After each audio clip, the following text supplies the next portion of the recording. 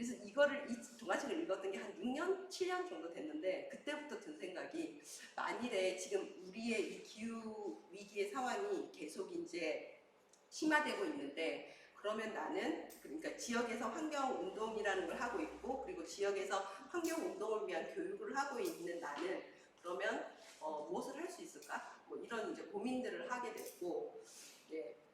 그래서 이제 선생님들에게도 우리가 지금의 이 시기에 나중에 어느 시점이 돼가지고 내가 그때 그걸 할 걸 그랬어 라고 생각을 하게 된다라고 하면 그때 그러니까 그 나중에 우리는 그러면 무엇을 지금 이 시간에 할 걸 그랬어 라고 후회하게 될까? 그리고 그 후회하게 될 걸 지금부터 미리 시작하면 좋겠다. 뭐 이런 이제 이야기들을 좀 합니다. 오늘 이제 그 오전에 2시간 동안은요 서산시의 기후변화와 기후변화 시나리오에 대한 이야기를 할 거예요. 이 자료는 기상청의 자료를 그대로 가지고 왔습니다. 우리나라 지금 기후변화와 관련된 데이터가요 굉장히 나름은 잘 나와 있고요. 그리고 최근 들어서의 이런 기후변화 각 시군들마다도 기후변화 대응 기본계획이라던가 기후변화 적응 실행계획이라던가 이런 것들을 각 지역들도 지금 이제 행정에서 다 만들고 있어요. 근데 이제 문제는 뭐냐 그러면 행정이 항상 잘하는 건 계획은 정말로 잘 세워요. 그런데 이 계획이 딱 세워지고 나면요 얘네들이 다 캐비넷 속으로 들어가요. 그래서 정말로 계획은 세웠으나 아무도 앞으로 우리가 무엇을 하겠다라고 공무원이 아니면 시가 했는지를 아무도 몰라요.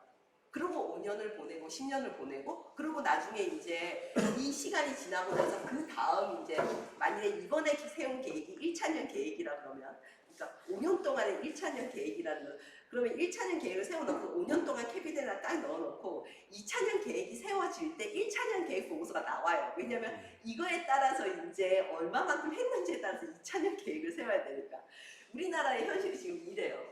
그래서 최근 들어서 제가 이제 시민들하고 아니면 이제 환경 강사 선생님들한테 이제 어떤 걸 주로 많이 하냐 그러면 우리가 새로운 것들을 무언가를 아주 창의적으로 내놓는 아이디어들을 제가 봤을 때 지금 상황에선 별로 중요하지 않아요.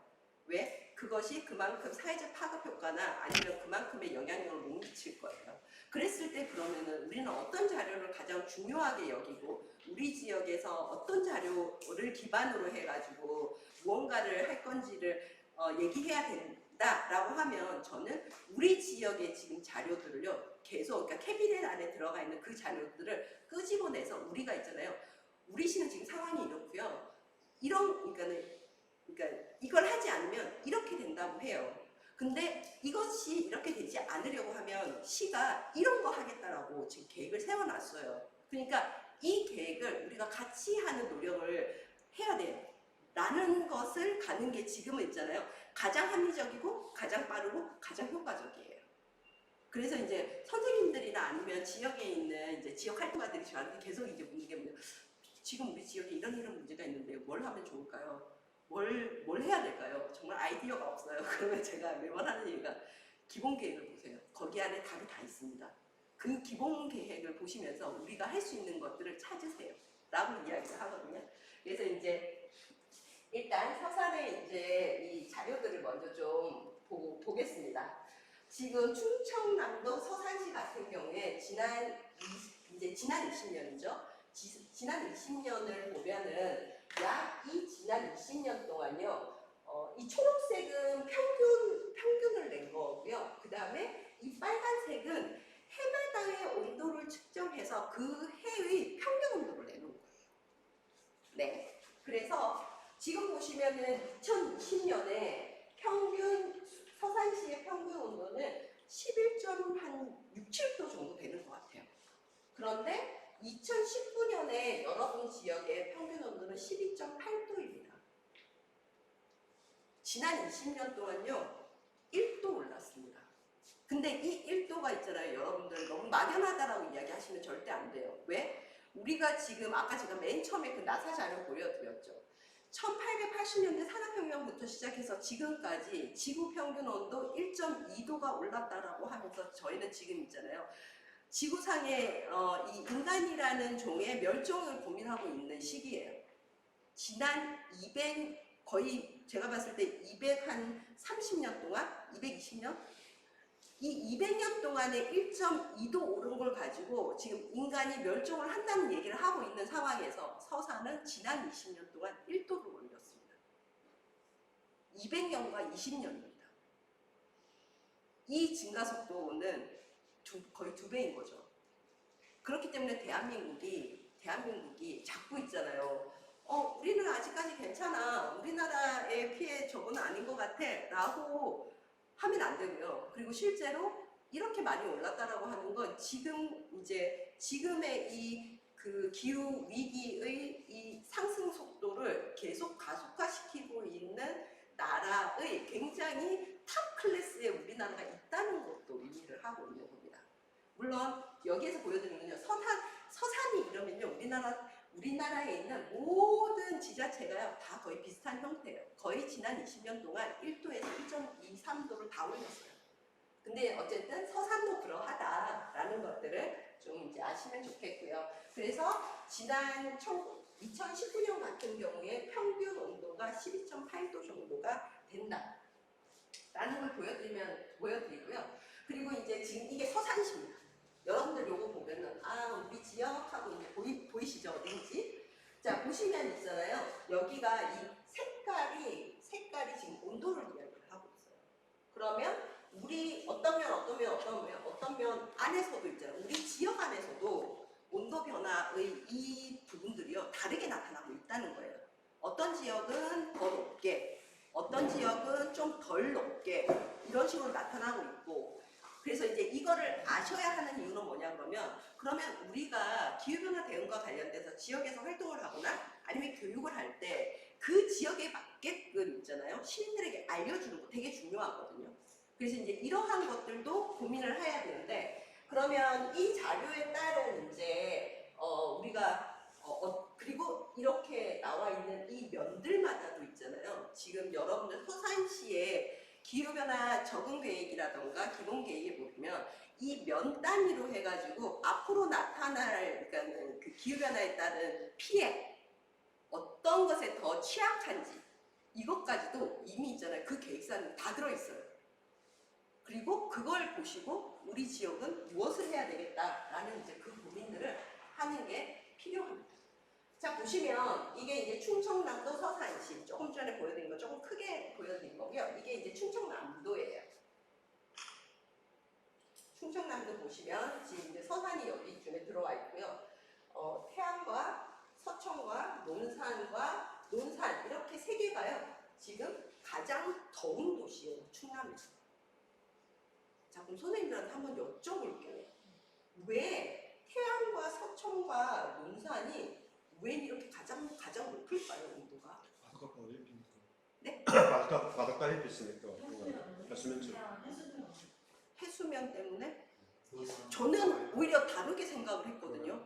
이걸 묻는 이유는요. 사실 제가 이제 충남을 잘 몰라서 이게 그러니까 바람길이 열려 있고 바람에 이제 바람길이 열려 있으면 보통은 있잖아요. 다른 지역들에 비해서 온도가 낮거든요. 근데 여기는 그래서 생각한 게 발전소? 있고요. 중국에서 미세먼지 그게 올라오잖아요. 공기가 정체되어 있어서 봄에 굉장히 날씨가 따뜻하단 말이에요. 겨울에도 미세먼지가 많은 날. 그러니까 겨울의 온도를 많이 상승시키고 그런 게 다 포함되지 않을까요? 바다의 온도도 좀 상승되기 때문에. 발전소라면 당진도 나와요. 당진도 높아야죠. 당진. 여기 이쪽 당진이 저 위에 네. 발전소. 그래서 그러니까 아마도 이 자료는 있잖아요. 이제 만약에 제가 그 충남을 이렇게 뜯어보는 덕질러였으면은 아마 이걸 다 뜯어봤을 텐데 제가 이제 뭐 거기까지는 안 해봤고 그래서 우리가 어쨌든 지금 이제 서산이 보면은 이제 그렇게 이제 태안이나 이런 곳에 비해서는 조금 덜 더운 지역으로 표시되기는 했지만 우리 지역 바로 옆에가 가장 더운 도시로 되어 있다라고 하면 우리 도시의 앞으로의 이 방향에 따라서요 빨간색 되는 건 금방이거든요. 그래서 이제 그런 것들에 대한 사실 고민들도 이제 필요한 근데 거고. 그거 조금 제가 의심나는데요. 네, 제가 이제 천수만 쪽을 자주 다니는데 네, 예, 서산 시내 온도하고 천수만 바닷가의 온도 차이가 네. 보통 1도에서 2도 줍니다. 그러니까 그러니까 서산시가 높아요. 서산시가 높아요. 그러니까 서산 시내에서 차를 몰고 그러니까 천수만 바닷가로 가면 천수만에서 예를 들면 25도면 그러니까 아니 서산에서 25도면 차에 이렇게 나타나는 온도 있잖아요. 네. 그게 24도나 23도 정도로 맞아요. 천수만 가면 떨어진다고. 네, 근데 맞아요. 저건 좀 이상한데요, 제가. 그러니까 이게 그러니까 우리 그 경기도 안에 도시 안에서도 보면요, 도시 한가운데에 하천이 흘러가요. 근데 하천이 있는 그 주변으로는 있잖아요. 도심의 이 안쪽보다 보통 2도 이상 더 높아요. 여기가 더 낮아요. 그러니까 그러니까 똑같은 도시인데 하천만이 이렇게 흘러가도 그게 물이 가지는 특성이 있잖아요. 주변이 뜨거우면 이 기화 현상으로 인해 가지고 얘네들의 열을 끌고 올라가는 이 특성 때문에 물이 있는 지역은 보통 그러니까 똑같은 이런 이제 그 도시 인프라를 가졌어도 하천이 옆에 있는 것만으로도 2도 정도가 떨어지거든요. 그러니까 그거랑 거의 비슷한 형태일 거고요. 지금 이거 같은 경우는 이제 어떻게 조사가 되면 이게 이제 기상청 자료거든요. 우리 도시 안에서도 보통 그러니까 온도나 습도나 뭐 등등등등을 조사하는 이 관측하는 이제 곳이 보통 한 4-5개씩 있어요. 그러니까 그것들을 끌어모아가지고 이제 이 자료를 이제 내는 거이고요. 그래서 이걸 단순히 점 포인트로 생각하면 안 되고 이게 이제 그 지역 안에서 모아진 통계 자료를 기반으로 해가지고 나오는 거예요. 이제 뭐 그렇다라는 것을 알아주시면 좋겠고, 이건 제가 만든 거 아니고 기상청 환경부하고 기상청이 같이 만든 이제 거고 거기 안에서 이제 일단은 나오는 자료다. 그래서 지금 얘 같은 경우는 정말로 있잖아요. 정말로 충남은 좀 신기하긴 해요. 왜냐하면 경기도 같은 경우는요, 이렇게 예를 들어서 서울을 중심으로 하면 서울 인근으로가 되게 빨간색이고, 그 다음에 서해안이나 이쪽 옆으로 가면은 이제 뭐 이렇게 가평, 뭐 양평 뭐 이런 식으로 가면 그쪽은 이제 굉장히 온도가 낮은, 실제로 중간에 있는 도시랑 가평, 양평 뭐 이쪽으로 가면요, 연평균 온도가요 2도 이상 차이가 나요. 이건 엄청난 거예요. 연평균 온도가 이쪽하고 이제 경기도 안에서도 이렇게 차이가 난다는 거는. 근데 어쨌든 그렇게 차이가 나는데, 근데 이게 경향성이 있거든요. 이렇게 쭉 가면서 낮아지거나 쭉 가면서 높아지거나 있는데, 충남은 있잖아요, 완전 랜덤이야, 제가 볼 때는. 그래서 충남은 분명히 이 안에, 도시 안에 이런 온도를 상승시키거나 온도를 떨어뜨리는 그러한 요소들이 어떤, 그러니까 그 뭐 계획상으로 나타나는 게, 예를 들어서 뭐 충청남도의 뭐 도시계획 이 계획상으로 이 어떤 계획들이 잘 이렇게 막 갖추어지고, 거기에 따라서 이 이제 뭐라 그럴까요, 광역 지자체가 운영되지 않은 것 같은 느낌? 그냥 이렇게 막 산발적으로 뭔가가 일어난 그런 느낌입니다. 그래서 어쨌든 제가 이걸 통해서 여러분들한테 보여드리고 싶은 것은, 지금 이제 충남 안에서 이러한 형태가 있고, 우리 서산은 저 정도의 이제 요 정도의 위치에 지금 있는 거예요. 여기 정도에 있는 거고, 그렇다라고 하면은 실제적으로 이제 우리가 이제 뭐 어떻게 해야 될까? 그 고민들을 이제 해가는 이제 시작점 정도를 열어볼 수 있을 것 같습니다. 그리고 이제 여기에서 보시면은 이제 전국의 2021년 같은 경우에 전국의 평균이 한 13.3도 정도 되거든요. 그리고 이제 뭐 경기도는 12.5도 정도가 이제 지금 저희는 되고 있는 거고, 충청남도는 저희 위쪽에 12.6도 정도 위치해 있고요. 근데 앞으로 2050년이 되면은 전국 같은 경우가 14.2도 정도로 해서요, 지금 0.9도 정도가 2050년 정도가 되면은 오를 것으로 지금 예상을 하고 있고, 그리고 이제 경기도와 충청남도의 순위가 있잖아요. 뒤집어졌어요. 충청남도는 14.6도 정도를 예상 예측하고 있는데 경기도는 이제 14.7도. 경기도가 이제 온실가스를 더 많이 배출하고 더 더워진다라는 것들을 이제 뭐 보여주고 있는 이런 이제 데이터들이 이렇게 이제 나타나고 있습니다. 일단 기후라는 것은 특정 장소에서 해마다 되풀이 되는 이런 보편적인 기후의 종합적인 상태를 하는 거예요. 그래서 이제 이거는 단순히 그러니까 아까 선생님이 얘기하셨던 기온이 여기에서는 뭐 몇 도였는데 저기에서는 몇 도 이것만을 가지고 측정하는 게 아니라 이제 우리가 대기라고 하는 이런 형태의 다양한 자료들을 다 가지고 이제 종합해가지고 평균을 내는 그런 이제 구조를 가지고 있어요. 그래서 이제 어떤 지역들 같은 경우 여러 해를 거쳐서 기온, 비, 눈 뭐 등등등의 평균 상태를 다 집어넣은 거고요. 그 다음에 지금 저희가 기후 평년값이라고 해가지고 아까 거기에 보시면 그러니까 우리 20년 동안의 이 그래프는 빨간선이 있었고 초록선이 있었죠. 그래서 이제 그 초록선 같은 경우가 저희가 기후 평년값이라는 이제 표현을 써서 평균값 개념으로 생각을 하시면 될 것 같아요. 그리고 이제 앞으로 그러면은 그래서 서산시는 우리가 지금 사는 것처럼 계속 산다라고 하면 나는 기후변화 모르겠고 그냥 나는 그냥 우리 지역에서 편하게 살고 싶어 지금 사는 대로 살 거야 라는 이런 이제 대차분들이 많아지면 그냥 그렇게 그분들이 많으면 앞으로 우리의 서산의 지금 이제 예측되는 상황은 이제 2021년 기준으로 해서 이제 지역의 평균 온도가 12.9도예요. 그리고 2040년에서 이제 중반기 그리고 이제 2100년 그러니까 우리가 지금 이제 계속 21세기 말까지를 예측하고 있거든요. 그래서 그 21세기 말까지를 본다라고 하면은 지금 16.4도까지 오를 것을 예측하고 있습니다. 네. 그렇죠. 근데 이 뜨겁다는 그냥 뜨겁다 생각하시면 안 됩니다. 지구 평균 온도 1.5도 상승을 막아야 한다라고 계속 얘기를 하고 있는데 이 데이터는 우리는 지금 그래도 경기도보다 상황이 나은 충청남도 같은 경우도 거의 뭐 3.5도 이상을 더 이제 상회하게 오르는 거고 경기도 같은 경우는 31개 시군이 모두 4도 이상입니다. 이러한 지금 이제 상황이어서 우리가 이 부분에 있어서 이제 고민을 좀 해야 되는 지점에 있습니다. 지금 여기에 보시면은 이제 서산 같은 경우가 2001년에서 2010년까지 그러니까 20년 동안 평균값이 12.1도거든요. 그리고 이제 여기에서 보시면은 여기에서 보시면은 2021년에 시작되는 온도가 12.9도잖아요. 그러면 그냥 대략적으로만 계산해도 10년 동안, 그러니까 지난 10년 동안 약 0.8도 이상이 올랐다는 거예요.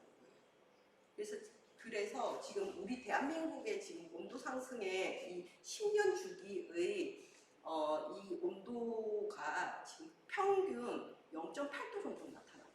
어떤 경기도에 좀 심한 데들은 1도까지도 10년 단위로 1도씩 오른다라고 생각을 하면 지금의 이 폭염, 그러니까 여름의 폭염 너무나 당연한 거 아닌가 싶은 생각까지도 정말 들 정도로 그런데 이 가속도는 앞으로 더 빨라질 거예요.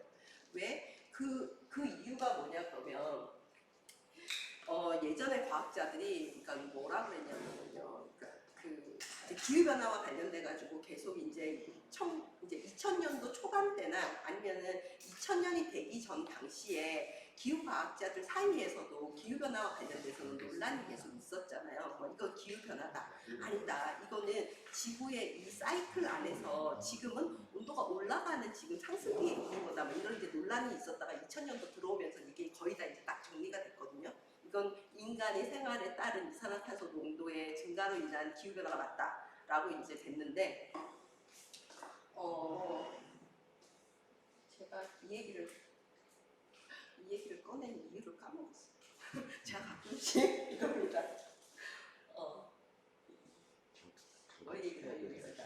나중에 생각하면 나면 그래서 예? 10년에 1도씩 올라간다. 그 얘기하고 그렇죠. 모르겠어요. 네. 나중에 얘기를 할게요. 그런데 이제 조금 전에 제가 이제 이 온도까지 16.4도까지 올라가는 이 전제는 이제 뭐냐 그러면 보통 우리가 예측을 할 때는 이제 예측을 하기 위한 있잖아요 전제 조건을 깔아요. 그래서 이제 그 전제 조건에 대한 얘기인데 이 지금 초록색이 조금 전에 이제 그 앞 슬라이드에서 봤던 건데 이 전제 조건은 뭐냐 그러면 우리가 기후 변화가 있다, 기후 위기의 상황이다라는 것들을 인지했음에도 불구하고 우리가 변하지 않고 지금처럼 계속 살아간다라면 이 조건이에요. 그런데 예를 들어서 우리가 기후 위기를 위해서 우리가 뭐라도 해야 돼. 그리고 그러면 어느 정도 할 건데? 라는 이제 이제 전제 조건을 까는 거죠. 그랬을 때 이제 조금 전에 우리가 하나도 안 변한다면 라는 전제 조건이 RCP 8.5라는 거고요. 그 다음에 이제 RCP 4.5라는 게 있는데 얘는 이제 우리가 그래도 좀 이렇게 지금보다 뭔가를 하긴 해야 될 것 같은데 한 50% 줄여볼까? 라는 그 전제 조건. 우리가 조금 뭔가를 해본다는 그 전제 조건 하에 이제 나오는 게 지금 보시면은 14.5도 정도가 오른다라고 이제 이야기를 하고 있는 거고요. 지금의 이 정말 절박함과 이 여름의 폭염도 너무 이제 힘들어가고 우리 삶이 계속 이제 어려워져 간다는 것들을 지금부터 이렇게 정말 절실하게 느껴서 난 지금부터 정말로 내 생활 속에서라도 탄소 중립의 생활을 가기 위해서 정말 노력을 최선을 다해서 할 거야 라고 한다고 했을 때 탄소 중립을 지금부터 이뤘다고 했을 때 이제 2100년도까지의 온도 상승은 13.7도 정도를 이제 예상을 하고 있습니다. 네. 그런데 보시면 제가 이걸 넣어놓은 이유는 뭐냐 그러면요. 다른 지역들은 사실 충남보다 훨씬 더 높다. 뭐 이런 이제 이야기를 하고 싶었고 제가 이제 아까 시작할 때 저희 이제 국장님께서 이제 성남에서 열심히 활동을 한 뭐 이렇게 이야기를 했는데 제가 성남에서 열심히 이 기후 변화와 관련된 이제 지역에서 활동을 열심히 한 사실은 있잖아요. 저한테 자극을 줬던 시기가 있었어요. 어떤 거였냐 그러면 이제 기상청이 조금 전에 이렇게 계속 제가 보여드린 이 자료 있잖아요. 이 데이터를 기반으로 해가지고 전국에 있는 동 단위에 있잖아요. 그래서 대한민국에서는 어느 동이 그러면 가장 더운데라는 걸 있잖아요. 이게 한 258개인가의 동을 랜덤으로 뽑아가지고 이제 서열 세우기를 했어요. 근데 그 서열 세우기에서요. 랭킹 10위 안에 성남이라는 도시의 동들이 8개 동이 들어요. 축하드립니다. 네. 그래서 제가 너무 충격을 먹은 거예요. 그래서 정말 성남은 진짜 각성해야 돼. 지금 이래서는 지금 안 되지. 라고 해가지고 그때부터 시민들에게 그러면은 우리가 무엇을 하면서 기후변화 막아야 돼. 우리 성남이 진짜 대한민국의 기후변화를 더 가속화시키는데 엄청나게 그 역할을 많이 하고 있잖아. 그럼 우리 뭐 해야 돼? 그 고민들을 하면서 이제 우리가 사실은 무엇을 해야 되는지를 몰라서 안 하는 게 아니에요. 사실은 무엇을 해야 되는지 우리 다 알고 있어. 그런데 그게 여러 가지 그냥 이제 이유로 하고 싶지 않은 거예요. 그랬을 때 그러면 시민들에게 어떠한 정보들을 줬을 때 시민들이 움직일까? 그 고민을 되게 많이 했거든요. 어떤 정보를 줘야 될까? 이거를 같이 합시다라는 정보는 이러한 정보는요. 우리 지난 한 20년 동안 진짜 열심히 한 것 같아요. 그럼에도 불구하고 그러한 정보들을 그렇게 열심히 줬음에도 불구하고 우리 불가능했잖아. 안 했잖아. 그러면 이제는 패턴을 바꿔야 돼. 그러면 어떻게 패턴을 바꾸지? 그래서 이제 생각을 한 게 지역 주민들에게 공무원들이 만들어 놓은 아니면 공무원들이 만들고 있는 이 우리 지역의 현황들을 정확한 데이터들을 주자. 그리고 그 정확한 데이터를 기반으로 우리 지역이 지금 이래요. 우리 지역이 정말로 대한민국에서 기후 악당이에요. 뭐 이런 이제 이야기들을 하기 시작을 했고, 근데 이러한 것들이 오히려 시민들에게 자극이 되더라고요. 아 진짜? 우리가 그렇게 많이? 뭐 이런 있잖아요. 정말 이렇게?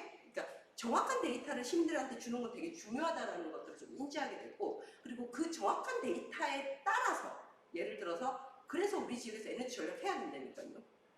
성남에 뭐 이렇게 우리 이만큼이나 전기 많이 쓰는데 이 많은 전기 중에서 어떤 거는 저기서 끌고 오고 그리고 우리 진짜 성남은 있잖아요. 재생에너지 비율이 0.1%도 아닙니다. 0.12%예요. 재생에너지 발전 비율이.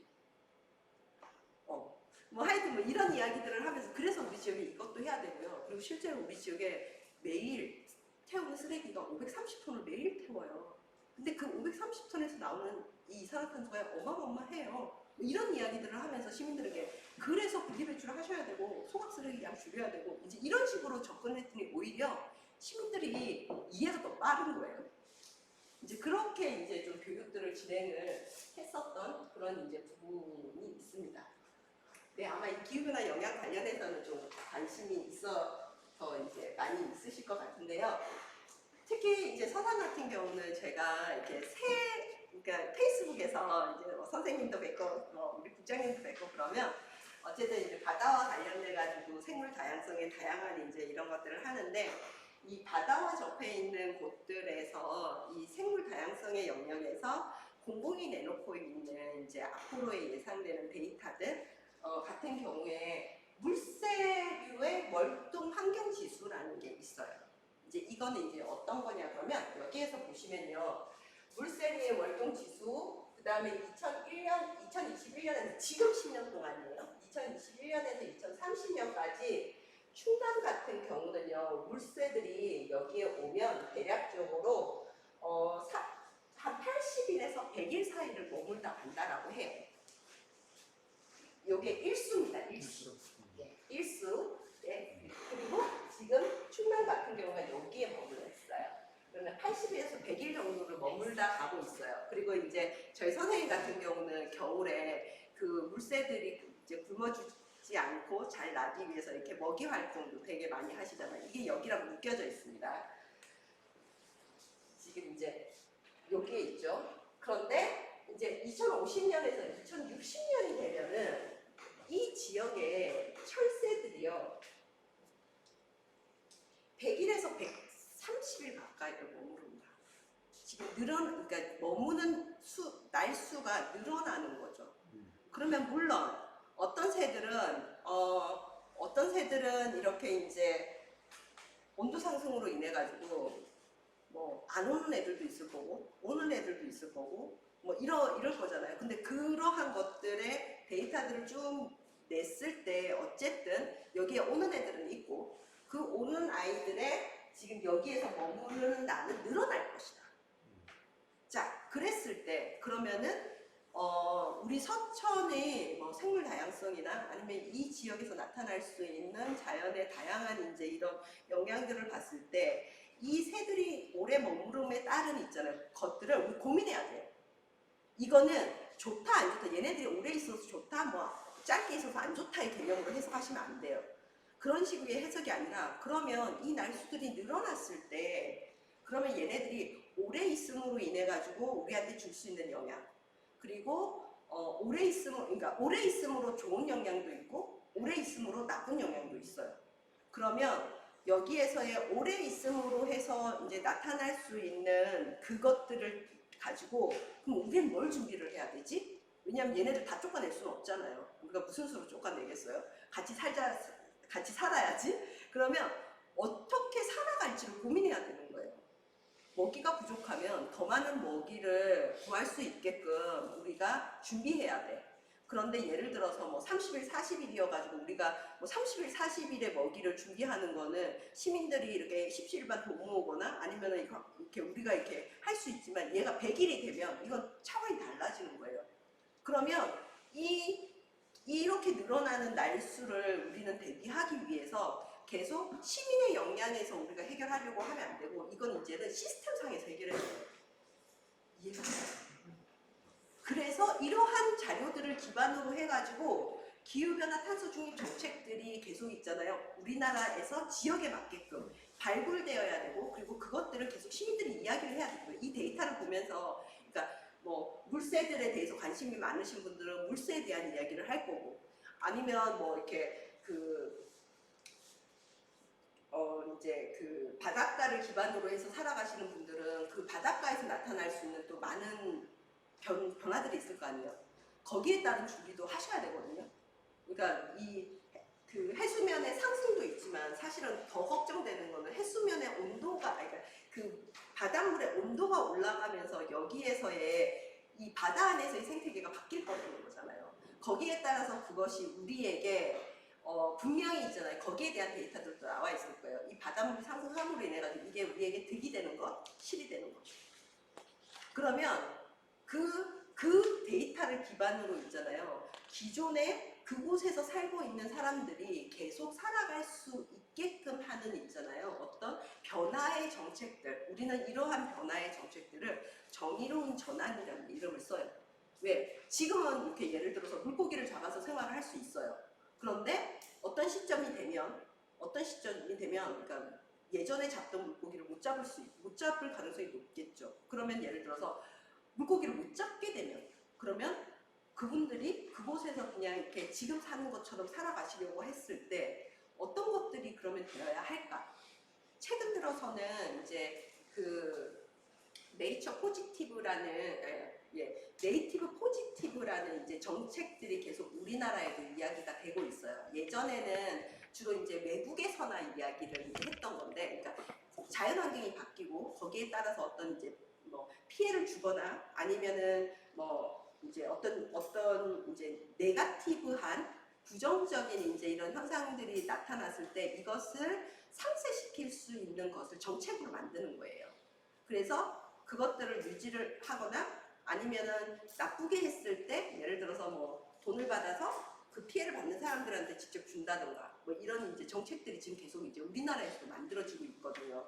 그것을 우리나라에서는 지금 어떤 이름으로 쓰고 있냐면 생태계 서비스 지불 제도라는 이름으로, 이거는 이제 정식 공식 명칭입니다.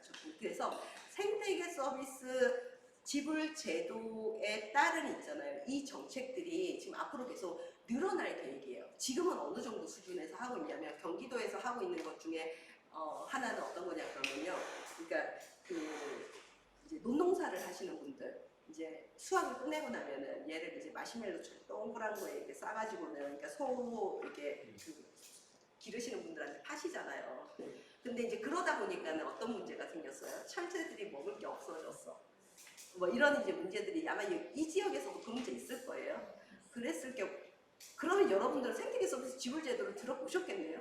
그럼요. 네, 지금 적용하고 있는 거죠. 우런 조성이라든지 볏짚 존치라든지 네. 미수압 존치 그쵸. 이런 게 그거예요. 옛날에. 맞습니다.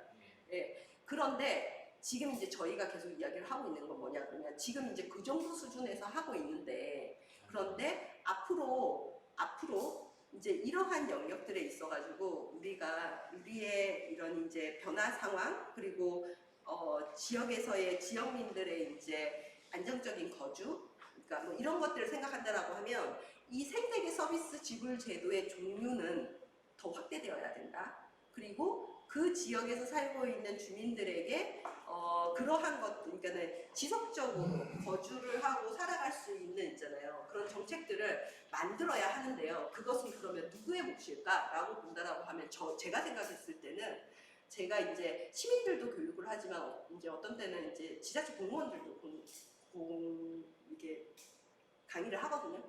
그랬을 때 지금은 있잖아요. 시민의 어떻게 보면은 시민의 역량과 시민의 이런 행동 아니면 제안 이런 것도 지금은 굉장히 중요한 시점에 있어요. 이유는 뭐냐 그러면 어쨌든 우리나라에서 탄소 중립이라는 기후변화 대응을 위한 탄소 중립이라는 이 정책들이 어떻게 보면은 처음 시도가 되고 있는 거예요. 모든 지자체가 다 처음이에요. 그러다 보니까 이제 어디가 했다 그러면은 그거 괜찮네? 그러면 다른 지자체들이 다 벤치마킹해서 그걸 따라하는 정도의 수준. 근데 이제 외국에서 다양한 것들을 시도해가지고 이제 우리나라에 가지고 들어와서요. 공무원들은 항상 가장 쉽고 만만한 걸 해요. 그러니까 그게 하나가 안착이 되면은 이제 그것이 이제 확대가 되는데 그게 이제 결국은 그 볏짚 존치 뭐 이런 이제 아주 정말 사소한 것들이거든요. 근데 최근 들어서 이제 공무원들과 이런 얘기를 해보면 공무원들은 어떤 이야기를 하냐 그러면 우리가 알미 없어서 우리가 정말 잘 모르겠다. 이 탄소 중립은 뭔지 모르겠고 우리가 뭘 해줘야 되는지를 잘 모르겠다.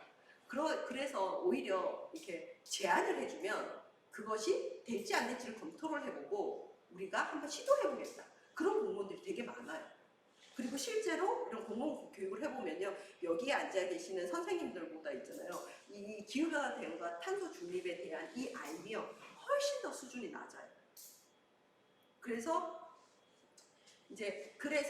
오히려 이제 이런 것들에 대해서 먼저 인식을 하고 먼저 알고 있는 우리가 지역에서 필요한 것들을 계속 이제 지역 주민들하고 이야기를 통해 가지고 하면서 이제 우리에게 필요한 그런 이제 우리가 이런 이제 뭐 논을 유지를 하거나 아니면 갯벌을 유지를 하거나 뭐 이런 것들을 하려고 했을 때 이런 형태의 정도면은 우리 주민들이 그것을 유지하기 위해서 동의할 수 있어요. 뭐 이런 이제 내용들을 가지고 오히려 제안을 하는 것도 방법이다라는 생각이 되게 많이 들더라고요. 그래서 지역의 시민사회의 이런 환경과 관련된 기후변화와 관련돼서의 특히 이 영역들은 지금 정부나 지자체도 처음 가보는 길, 기업들도 우리나라에 있는 기업들도 처음 가보는 길, 그리고 시민들도 정말 이렇게 새롭게 뭔가 이렇게 접하는 그런 느낌이잖아요.